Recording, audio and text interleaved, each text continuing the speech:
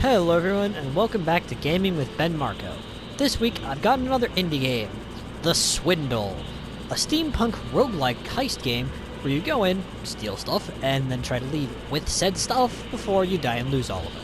You can then use the cash that you steal in your airship, where I am now, to upgrade your character and gain access to new areas before going back in for another heist. So the question is it good? Let's find out, why don't we? By going on a heist. First thing I want to talk about in this game is the aesthetic. I am a huge sucker for the steampunk style.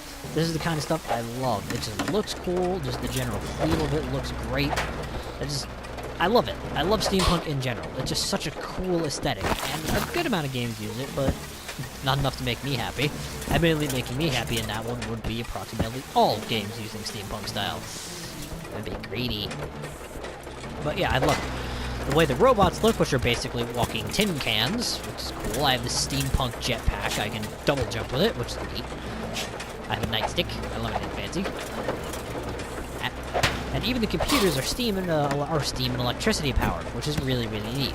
Yes, steam-powered computers. I don't claim it makes sense. I claim it fits the style of the game, which, frankly, is all that it needs. Next up, I'm going to talk about is the music, which is great. The music is really, really, really good. I just died. Ignore that. I'm going to start another heist. And I'm actually going to stay quiet for a minute so you can listen to it.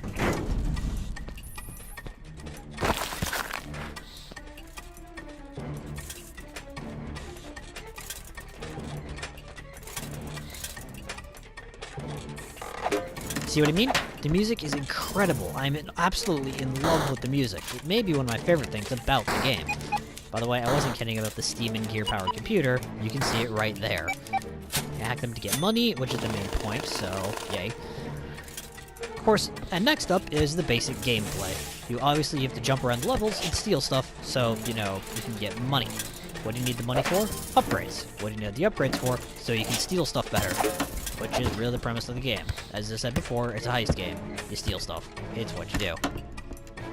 The reason you're stealing all this stuff is the basic plot of the game is that Scotland Yard is building an item called the Devil's Basilisk, which is supposedly this super ridiculous surveillance system that will make all heisting basically impossible because of how absolutely complete its surveillance is, rendering your job as a heister obsolete, because you won't be able to do it anymore. Now, that actually ties into the plot, because it is the plot, and one of the two problems I actually have with the game. The Devil's Basilisk will come online in 100 days, giving you, the player, a 100-day time limit to actually complete the game and steal the Devil's Basilisk. Which is, I like it, it ties into the plot, but at the same time, it's a problem, because it gives the game a very hard time limit, and you can't go past that time limit. Once you steal it, yeah, you stole it. Before then, you are stuck on a time limit, and as far as I know, there's not a whole lot you can actually do about it. I can't steal anything in there. You need bombs, and we'll have bombs. So, the game does have a hard set time limit until you steal the item, which is a bit of a shame.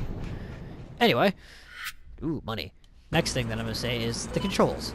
The controls are good, they're effective, but at times it can feel a bit sluggish. So, if I want the character to do something, it feels like it takes a second or two before it actually responds. Which is not a good thing, because you need to, as you saw, it's a stealth platformer, and you need to be precise. You die in one hit.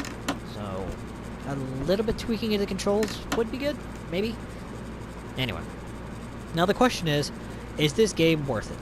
$15, $15, it is not that expensive. So if you like what you see here, and what you hear, go for it. It's a fun game, and at its cost, you're probably going to get quite a lot out of it for 15 bucks. Personally, I enjoyed it, and I would say it's worth it. But there are games I enjoyed more for the same price. That's just me, though. Anyway, this has been On Air with Ben Marco. If you have anything to say or ask, just email me at bengamer24@gmail.com. Thanks for watching, everyone, and I'll see you all next time.